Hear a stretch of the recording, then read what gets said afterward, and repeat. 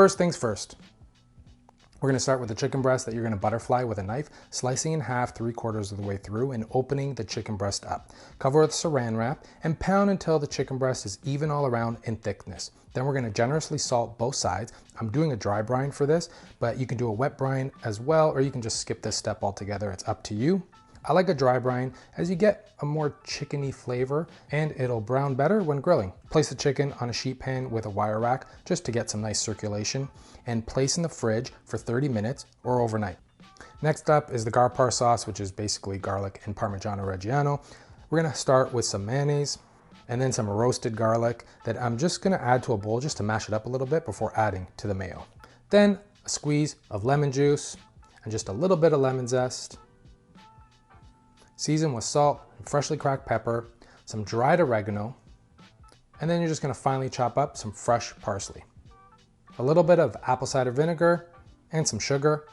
This is an extra step, that's optional, but for the garlic lovers out there, add 1 clove of raw garlic, finely grate it into the bowl. The roasted garlic is a nice mellow flavor and the raw garlic is gonna contrast that well, and it's gonna be a little bit more pungent, but so flavorful.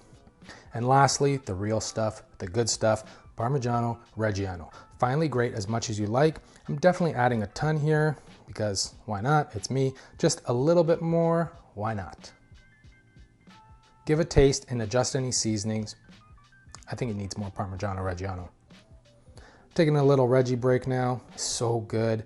Just one last grating. You know what? No, I'm done. Someone stop me, wrap it up, and place this amazing sauce in the fridge so that everyone can get to know each other. Time to make pickled red onions. Slice a red onion from root to stem to get thin strips and place into a jar. I tried with regular raw red onions for the sandwich and it was great, but I decided to go with the pickled red onions. They really help elevate this sandwich and helps cut into the rich, creamy sauce. Now, your onions are basically done once we pour the liquid over, but if you want, you can infuse the onions with flavor. Totally optional and totally up to you what you put in it. Today, I'm gonna put some black peppercorns, some pink peppercorns. I even have a cinnamon stick, we're gonna try that. I even found some juniper berries. So I'll put a couple of those in there.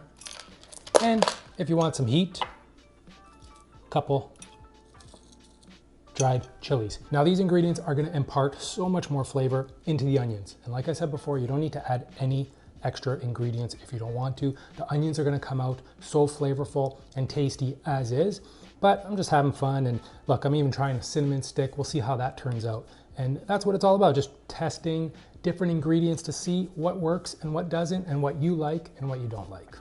In a pot, fill with equal parts water to apple cider vinegar. You can use white vinegar as well, and you want enough liquid to cover the onions so that they stay submerged. I'm adding a bit of sugar as well, and then get this up to a simmer.